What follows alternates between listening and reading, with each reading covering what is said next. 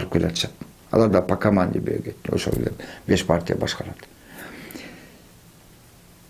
Конституция боюнча президент эл менен бул жалгыз жеке эл менен шайланган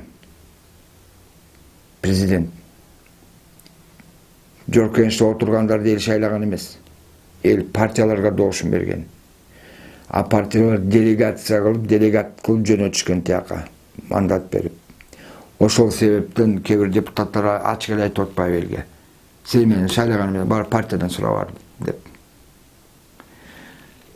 Парламентаризм деп булар жамынып атат. Чынында парламентаризм бул парламентаризм эмес. Парламентаризм ал парламенттин башкаруусу.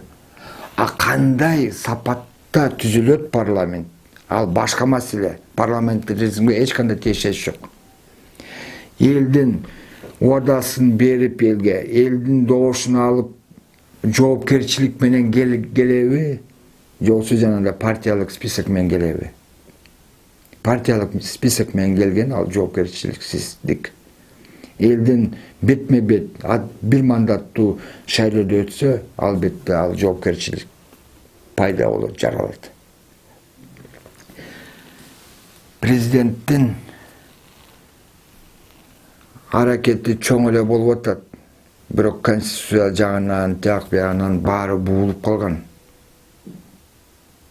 Ошон үчүн талапты бүгүнкү күнү президентке дагы коюш керек. Албетте биз шайлаганбыз.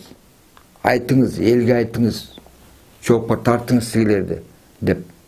Бирок эң негизги талаптар коюлуш керек. Жогорку кеңештин депутаттарына алар чорт эле деп атат ачык эле. Тиги партияларга коюшубуз керек. Талаптарды алар жараткан жанагындай мээси менен эле башка жагы менен ойлонгон өкмөткө коюшубуз керек талаптарды. Барып туруп гранатометтер менен атып атса, түзмө-түз барып туруп аларга бөгөт койгон, каршы чыккан кыргыз жарандарды каматып атышат дагы тиги гранатометчиктерге бир сөз айтылган жок. Ошондой өкмөт бизге керекпи? Албетте кереги жок, бирок айла жок, жоопко тартыш керек. Бирок жоопко тарта албайбыз, себеби бүт система алардын колунда болуп атат. Ошол себептен урматтуу туугандар, урматтуу Сооронбай Шарипович, сиз эл менен шайланып келген өлкө башчы болосуз. Бийликтин булагы жалгыз гана эл болот. Элдик өлкөлүк комиссия түзүңүз.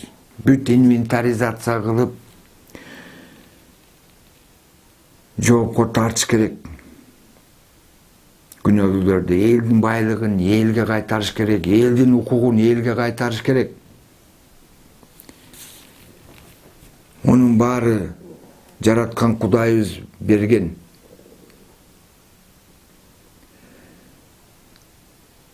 Жаратканыбыз берген укукту, укукка балта чапкандар баарын көрүп атабыз. Атамбаев отурат, Текебаев азыр тамтаңдап дагы бригадасын сколачивать этип алып күзүндө өтсөм өттүм, өтпөсөм дестабилизация кылам дейт. Июль, август, сентябрь, октябрь, ноябрь эле калды, мына 5 ай калыптыр. Ошого өзүңөр көрөсүңөр. Бул чыркырай берет. Өзү бийликтин туу чокусунда отуруп туруп, ушу бийликти сынап келген роликтерди карасыңар. Кандай эки беттүүлүк керек да.